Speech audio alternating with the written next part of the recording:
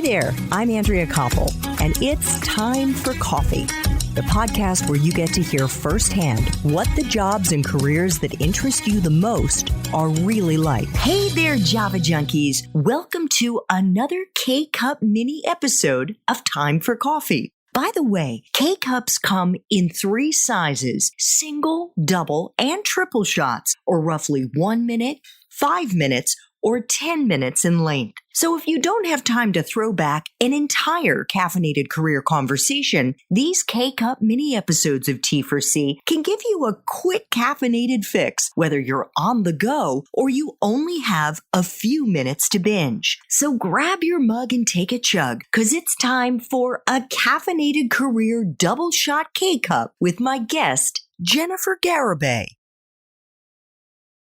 I want to just make one final point before we move on to when you were in college, and that's a super quick question. But I would say, and I don't think you would disagree with me, Jen, that on the surface, none of the jobs that you had from the time that you were in school to the time that you went to Adecco and working at Google would necessarily be considered, you know, what we would say is a super sexy job. Like, ooh, oh my God, like you worked where? You know, what most college students would claim as like a dream job or a dream internship. But I have no doubt at all that you learned an incredible amount. Those hard and soft skills that you've brought with you into your current job at Google and as a young entrepreneur and a career coach. Yeah, no, you definitely bring a lot of those hard and soft skills into play. I would say, which do I use the most? Definitely my ability to collaborate with people is something that I've brought through with me, especially working on such a large team. You know, you need to have that ability to speak openly and honestly, especially because there can be a lot of bridge under the water. I can't speak water under the bridge sometimes, you know. Especially working with people, you know, from so many different backgrounds, spaces, and places. So yeah, hard skills and soft skills are very vital in that sense. I'm going to actually jump in here because yes, I think it's so close to you that you don't even see it. It's like such a part of your DNA and who you are that you don't recognize just how special you are. And that is the grit, the perseverance, the hard work, the hustle that you already have under your belt and had under your belt by the time you graduated from college. Because let's face it, many college students do not have to work. They don't have to hold down a full-time job or a part-time job. They're thinking about, you know, okay, an unpaid internship. That's fine. I can do that. And that was me, Jen. I did have a part-time job in school because I wanted some extra spend money, but I didn't have to have a full-time job. And I didn't have to get an internship where I was getting paid.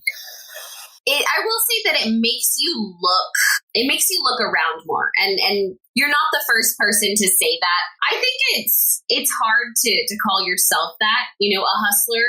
It feels weird to say that. You know, I feel like, and what is it? I've been conditioned over time, you know, that humility is the way. And so sometimes it feels weird to compliment yourself in that sense, even when you are a confident person, because I am very confident. But yeah, I think that, you know, having to learn to be self-sufficient in that way and really manage my time, especially during college. You know, there were times where I was up till, you know, 2 a.m. bartending. I would come home and I had a test at, you know, 7 a.m. at a class. And so I would, you know, maybe sleep for a few hours, study, and then wake up and go take finals, you know. And granted, it was not the best for my health, but you do what you need to do sometimes to make it work. You know, there's working moms out there and other people who have it worse than I did in college. And so you learn to sort of scrape and do what you can to make it work. And I was just very fortunate that my mother instilled those values in me from a young age. You know, I was doing my own laundry by like age 9. You know, she had me doing like certain tasks around the house. I was expected to cook for my family once a week. Once I was 10 years old, you know, she would let me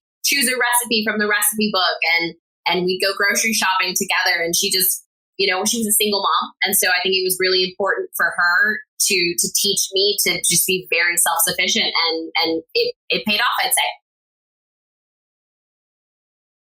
Thanks for tuning in to this K-Cup mini episode of Time for Coffee. If you want to listen to our entire caffeinated career conversation, please check out the show notes for this episode.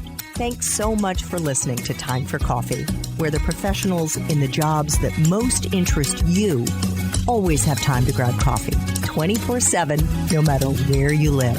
I have one quick favor to ask you. Remember to rate, review, and subscribe to Time for Coffee. Thanks so much.